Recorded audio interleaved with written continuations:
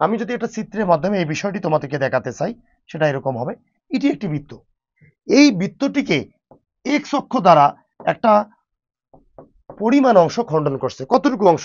তাহলে দেখো এতটুকু অংশ এক্স অক্ষ দ্বারা খণ্ডিত হয়েছে। তাহলে এতটুকু হচ্ছে এক্স অক্ষের খণ্ডিতাংশ।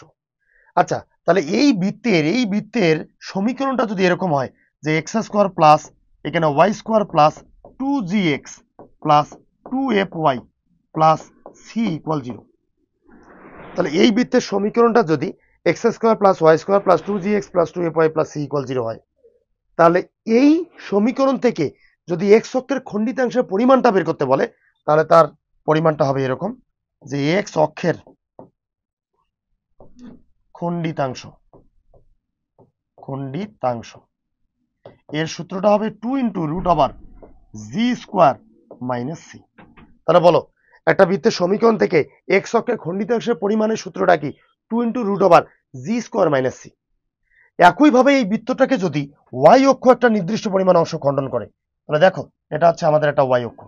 এই ওয়াই অক্ষ এই বৃত্তটাকে এতটুকু পরিমাণ অংশ খণ্ডন করেছে। তাহলে যদি আমাদের ওয়াই অক্ষের খণ্ডিতাংশের পরিমাণ জানতে চাই, তাহলে সেক্ষেত্রে আমাদের এরকম দাঁড়াবে ওয়াই অক্ষের খণ্ডিতাংশের পরিমাণ, আর সেটা হবে 2 into root over f square minus c. তাহলে আমরা পেয়ে গেছি যে এক্স অক্ষের খণ্ডিতাংশ কি বলো? 2 into root over G square minus C, এবং ওয়াই অক্ষের খণ্ডিতাংশের সূত্র কি বলো? 2 ইন্টু রুট ওভার এখানে কি পাচ্ছি বলো? F square minus c. আচ্ছা, এবার আসি আমরা স্পর্শ করার কন্ডিশনে। বলো স্পর্শ করার কথা যদি বলে, তাহলে সেই চিত্রটা হতে পারে এরকম। এটা একটি বৃত্ত দিয়ে দিলাম। এই বৃত্তে এখানে এক্স অক্ষ দেখো স্পর্শ করেছে, আবার ওয়াই অক্ষ দেখো সেম ভাবে এই বৃত্তটাকে স্পর্শ করেছে। যদি এক্স অক্ষ স্পর্শ করার কথা বলে, তাহলে এক্স অক্ষ দ্বারা স্পর্শ হওয়ার কন্ডিশনটা হচ্ছে শুধু জি স্কোয়ার ইকুয়াল সি, আর ওয়াই অক্ষ দ্বারা স্পর্শ হওয়ার কন্ডিশনটা হচ্ছে শুধু এফ স্কোয়ার ইকুয়াল সি। এটা কিন্তু আসছে আমাদের এই খণ্ডিতাংশের পরিমাণ শূন্য ধরে এই সমীকরণ বা এই টার্মগুলো চলে আসে। কারণ দেখো একটি বৃত্তকে এক্স অক্ষ যদি কোনো খণ্ডনই না করে, মানে খণ্ডিতাংশের পরিমাণটা যদি শূন্য হয়, তাহলে সেক্ষেত্রে আমরা বলতে পারি এক্স অক্ষ তখন ওই বৃত্তটাকে কি করবে? স্পর্শ করবে। অর্থাৎ এক্স অক্ষের খণ্ডিতাংশের পরিমাণ যদি শূন্য হয়, দেখো এক্স অক্ষের খণ্ডিতাংশ কি? 2 into root over G square minus C, এটার মান শূন্য, তাহলে 2টা ওইদিকে গিয়ে শূন্য, রুটটা ওইদিকে গিয়ে শূন্য, তাহলে G square minus C equal 0 পাচ্ছি। তাহলে শুধু জি স্কোয়ার ইকুয়াল কি পাচ্ছি? সি। তাহলে যেটা আমরা এখানে পেয়ে গেছি। আমরা এতক্ষণ থেকে বেসিক বিষয়গুলিতে যে ঘটনাটা বুঝতে পারলাম যে এখানে 4টা কন্ডিশন আমরা জানতে পারলাম। 1 নম্বর কন্ডিশন হচ্ছে এক্স অক্ষ দ্বারা যদি খণ্ডন করে তার পরিমাণ 2 into root over G square minus C. 2 নম্বর জানতে পারলাম ওয়াই অক্ষ দ্বারা যদি খণ্ডন করে একটা বৃত্তকে, তাহলে ওয়াই অক্ষের খণ্ডিতাংশের পরিমাণ 2 into root over f square minus c. 3 নম্বর বিষয়টা জানতে পারলাম এক্স অক্ষ যদি স্পর্শ করে, এক্স অক্ষকে স্পর্শ করার শর্ত জি স্কোয়ার ইকুয়াল সি। এবং 4 নম্বর যে শর্তটা সেটা জানতে পারলাম ওয়াই অক্ষ যদি একটা বৃত্তকে স্পর্শ করে, তাহলে ওয়াই অক্ষ দ্বারা স্পর্শ করার শর্তটা হচ্ছে এফ স্কোয়ার ইকুয়াল সি। আচ্ছা, তাহলে এখন আমরা এ সম্পর্কে যদি বিগত বছরে কি কি প্রশ্ন এসেছে সেগুলো একটু দেখি, তাহলে কেমন হয় বলো। এখানে দেখো প্রথম যে প্রশ্নটি এই টাইপের, সেটি এসেছে রাজশাহী বোর্ড 2022 সালে। আর প্রশ্নটাতে বলা আছে x square plus Y square minus 4x minus 6y equal 7। এখানে যদি ইকুয়াল 7 থাকে, তাহলে এখানে মাইনাস 7 ইকুয়াল 0, এভাবে আমরা আইডিয়াল ফরম্যাটে ইকুয়েশনটাকে নিতে পারি। এই সমীকরণে বৃত্তের এক্স অক্ষের খণ্ডিতাংশের দৈর্ঘ্যটা চাচ্ছে, বলতে এক্স অক্ষ কতটুকু অংশ খণ্ডন করছে তার পরিমাণটা আমাদের বের করতে বলছে। তাহলে বলো এক্স অক্ষ কতটুকু অংশ খণ্ডন করে তার পরিমাণটা হচ্ছে 2 ইন্টু রুট ওভার কি হবে বলো? G square minus C. এখন যদি এই পরিমাণটা বের করতে চাই, জি এর মান, সি এর মান দরকার। এখন প্রশ্ন হচ্ছে জি ও সি এর মান আমরা কিভাবে বের করতে পারি? দেখো জি ও সি এর মান বের করার উপায় হচ্ছে এক্স এর সহগটাকে শুধু 2 দ্বারা ভাগ করব। কি দ্বারা ভাগ? শুধু 2 দ্বারা ভাগ। তাহলে বলো এক্স এর সহগ আছে -4, তাকে যদি শুধু 2 দ্বারা ভাগ করি, তাহলে এখানে পাচ্ছি আমরা -2। ওয়াই এর সহগ আছে -6, তাহলে -6 শুধু 2 দ্বারা যদি ভাগ করি, তাহলে এখানে পাচ্ছি আমরা শুধু -3। তাহলে এটি হচ্ছে আমাদের জি এর মান, আর এটি হচ্ছে আমাদের এফ এর মান। আর সি বলতে তো আমরা জানি যে সি বলতে আমাদের ধ্রুবক, তাহলে সি ইকুয়াল পাচ্ছে -7। এখানে একটি বিষয় মার্ক করে নাও খুব সুন্দরভাবে, যে যদি আমরা কেন্দ্রের ভুজ পেতে চাই অর্থাৎ -g পেতে চাই, তাহলে এক্স এর সহগটাকে ভাগ করব -2 দ্বারা। আর যদি শুধু জি পেতে চাই, তাহলে এক্স এর সহগটাকে ভাগ করব শুধু 2 দ্বারা। অর্থাৎ -g পেতে গেলে -2 দ্বারা ভাগ, যেটা কেন্দ্রে আমরা ব্যবহার করি। শুধু জি পেতে গেলে শুধু 2 দ্বারা ভাগ, এখানে কিন্তু -2 দ্বারা ভাগ করা যাবে না। আচ্ছা, তাহলে এখন যদি আমরা মানগুলো বসাই, 2 আছে রেখে দিলাম, রুট ওভার জি, জি এর মান হচ্ছে -2, তাহলে -2 এর উপর হচ্ছে একটা square minus c, c equal পাচ্ছি আমরা -7। তাহলে 2 আছে রেখে দিলাম, মাইনাসের পরে স্কোয়ার মানে +2 এর উপরে স্কোয়ার মানে 4, মাইনাসে মাইনাসে হচ্ছে প্লাস, এখানে 7, তাহলে 7 + 4 ইকুয়াল কত হচ্ছে 11। তাহলে এখানে ফাইনালি আমরা পাচ্ছি 2√11। কোথায় আমাদের উত্তরটি দেওয়া আছে? দেখো ক অপশনে দেওয়া আছে 2√11। তাহলে এভাবে আমরা একটি বৃত্তের এক্স অক্ষের কর্তৃত্বাংশ বা ওয়াই অক্ষের কর্তৃত্বাংশগুলো বের করতে পারবো। আচ্ছা, আমরা যদি এ সম্পর্কে পরের প্রশ্নের দিকে তাকাই, তাহলে দেখো 10 নম্বর প্রশ্নটি বলা আছে x² + y² - 4x - 10y + 4 = 0 বৃত্তটি স্পর্শ করে কাকে স্পর্শ করে?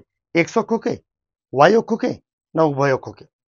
দেখো আমরা জানি যে এক্স অক্ষকে স্পর্শ করার শর্ত, এই এক্স অক্ষকে স্পর্শ করার শর্ত হচ্ছে g² ইকুয়াল হচ্ছে c। এক্স অক্ষকে যদি ওয়াই অক্ষকে স্পর্শ করে, তাহলে তার শর্তটা হচ্ছে f² ইকুয়াল c। আর যদি উভয় অক্ষকে স্পর্শ করে, তার শর্তটা হচ্ছে g² equal f² equal c। তাহলে যে কন্ডিশনটা আমাদের হবে, সেভাবে আমরা বলবো যে কোন অক্ষকে স্পর্শ করে। আমরা যদি দেখি যে এখানে আমাদের এইগুলো বের করতে গেলে জি এফ সি এর মান দরকার, তাহলে শুধু জি পেতে গেলে কি করতে হবে? শুধু 2 দ্বারা ভাগ। শুধু এফ পেতে গেলে শুধু 2 দ্বারা ভাগ। আর কেন্দ্রের জি, কেন্দ্রের ভুজ, কেন্দ্রের কুটি পেতে গেলে -2 দ্বারা ভাগ। আমাদের শুধু জি দরকার। তাহলে বলো এক্স এর সহগ হচ্ছে -4, আমরা শুধু 2 দ্বারা ভাগ করব। তাহলে এটাকে ক্যালকুলেশন করলে পাচ্ছি -2। এটা কার মান? এটা হচ্ছে শুধু জির মান। ওয়াই সহগটা কত? -10, ভাগ করব শুধু 2 দ্বারা, তাহলে এখানে পাচ্ছি -5। এটা কার মান? এটা হচ্ছে এফ এর মান। এবং সি এর মানটা কত হবে বলো? সি এর মান হচ্ছে আমাদের শুধু 4।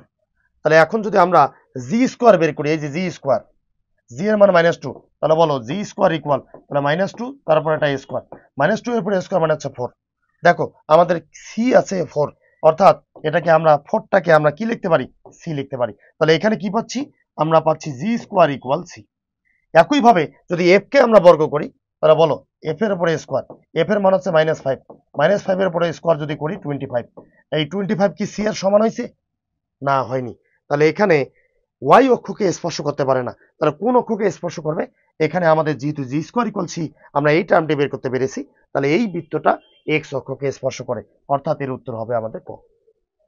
আচ্ছা, এর সম্পর্কে যদি আমরা পরে ঘটনায় চলে যাই, দেখো 11 নম্বর প্রশ্নটি বলা আছে কোন শর্তে y equal mx plus c সরলরেখাটি x² plus y² equal r² বৃত্তকে স্পর্শ করবে বা স্পর্শ করে?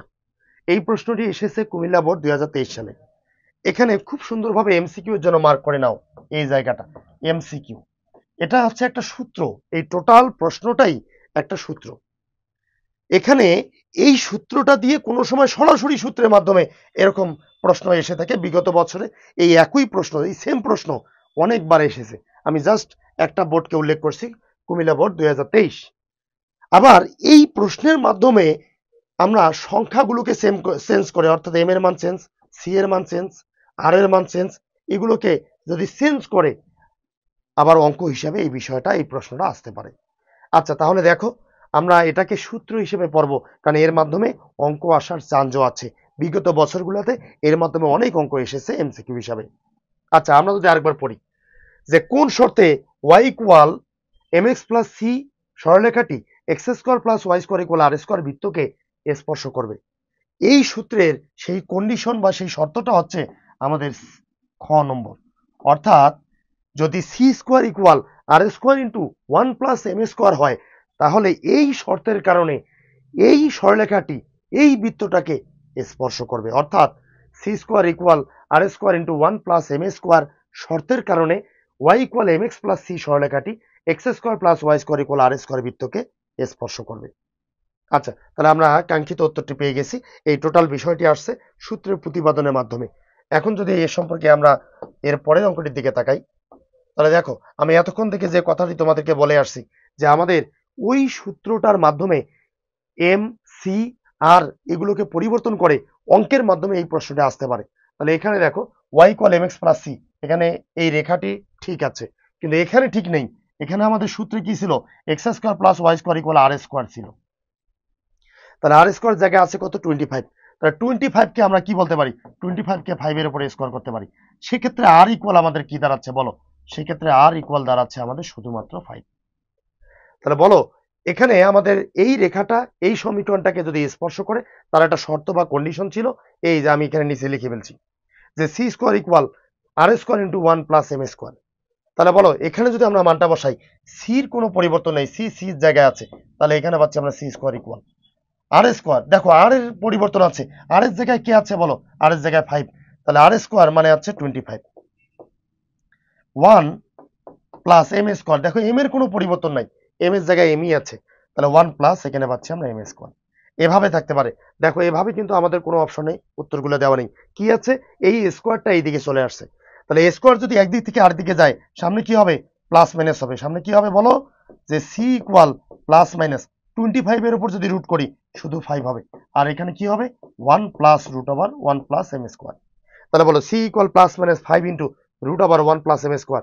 C equal plus minus 5 into c equal plus minus 5 into root over 1 plus M square. তাহলে গ নম্বর উত্তরটি হচ্ছে আমাদের কাঙ্ক্ষিত উত্তর। আমরা বিষয়টি বুঝে গেছি যে এ সম্পর্কে বিভিন্ন বোর্ডে বিগত বছরগুলোতে অনেক প্রশ্ন এসেছে। আমরা যদি এর পরের প্রশ্নটির দিকে তাকাই, দেখো বিগত বছরে বিশ্ববিদ্যালয় এবং ইঞ্জিনিয়ারিং বিশ্ববিদ্যালয়ে এই টাইপ সম্পর্কে কি কি প্রশ্ন এসেছে তার একটি নমুনা এখানে দেওয়া আছে। প্রথম প্রশ্নটি বলা আছে যে x square plus Y square minus 8x plus 10y plus 7 equal 0 বৃত্তটি দ্বারা এক্স অক্ষ থেকে কর্তৃতাংশের পরিমাণটা কত হবে? অর্থাৎ এক্স অক্ষের কর্তৃতাংশের পরিমাণ যাচ্ছে। এক্স অক্ষের কর্তৃতাংশের পরিমাণ জানতে হলে আমাদের জি এর মান এবং সি এর মান জানতে হবে, কারণ এক্স অক্ষের কর্তৃতাংশের পরিমাণের সূত্র 2 into root over G square minus c. তাহলে বলো জি এর মানটা আমরা কিভাবে পেতে পারি? জি এর মান হচ্ছে এক্স এর সহগটাকে শুধু 2 দ্বারা ভাগ করব, তাহলে ক্যালকুলেশন করলে পাচ্ছি আমরা -4। এটা কার মান? জি এর মান। সি এর মান কিভাবে পেতে পারি? সি এর মান হচ্ছে এই যে ধ্রুবকটা অর্থাৎ 7। তাহলে বলো 2 into root over G square minus C, এখানে যদি মানটা বসাই 2 ইন্টু রুট ওভার জি এর মান হচ্ছে -4, -4 কে যদি স্কোয়ার করি তাহলে এখানে পাচ্ছি আমরা 16 মাইনাস সি, সি বলতে কত? 7। তাহলে 16 থেকে যদি আমরা 7 বিয়োগ করি কত হবে? 9, আর 9 কে যদি রুট করি তাহলে হবে 3, তাহলে 2 গুণন আমরা পাচ্ছি 3, আর 3 গুণন 2 মানে 6। বলো এর উত্তর কোথায় আছে? এর উত্তর হচ্ছে আমাদের ক। আচ্ছা, তাহলে আমরা বিষয়টা বুঝতে পেরেছি। এর সম্পর্কে যদি আমরা এর পরের প্রশ্নের দিকে চলে যাই, দেখো 14 নম্বর প্রশ্নটি বলা আছে x square plus Y square minus 8x minus 4y plus c equal 0 বৃত্তটি এক্স অক্ষকে স্পর্শ করলে সি এর মানটা কত হবে? আমরা জানি একটি বৃত্ত যদি এক্স অক্ষকে স্পর্শ করে তাহলে তার কন্ডিশনটা হচ্ছে জি স্কোয়ার ইকুয়াল সি। যদি ওয়াই অক্ষকে স্পর্শ করে তাহলে তার কন্ডিশনটা হচ্ছে এফ স্কোয়ার ইকুয়াল সি। আর যদি উভয় অক্ষকে স্পর্শ করে তাহলে তার কন্ডিশনটা হচ্ছে G square equal F square equal C. তো এখানে আমাদের বলা আছে এক্স অক্ষকে স্পর্শ করে, তাহলে আমাদের এখানে এই কন্ডিশনটি হবে। তাহলে বলো এখানে জি এর মানটি আগে বের করি। জি এর মানটি হচ্ছে এক্স এর সহগকে শুধুমাত্র 2 দ্বারা ভাগ, তাহলে বলো জি ইকুয়াল কত পাচ্ছি? এক্স এর সহগ হচ্ছে -8, শুধু 2 দ্বারা যদি ভাগ করি -4। তাহলে এখানে যদি মানটি বসাই, আর সি এর জায়গায় কিন্তু সি আছে, তাহলে বলো এখানে জি ইকুয়াল -4, সেক্ষেত্রে -4 এর পরে স্কোয়ার ইকুয়াল হচ্ছে সি। তাহলে বলো মাইনাসের পরে স্কোয়ার মানে প্লাস, 4 এর পরে স্কোয়ার অর্থাৎ 16 ইকুয়াল কি পাচ্ছি? সি। তাহলে সি ইকুয়াল কত পাচ্ছি আমরা? 16। সি এর মানটি 16 হবে, অর্থাৎ ক নম্বর হবে আমাদের কাঙ্ক্ষিত উত্তর।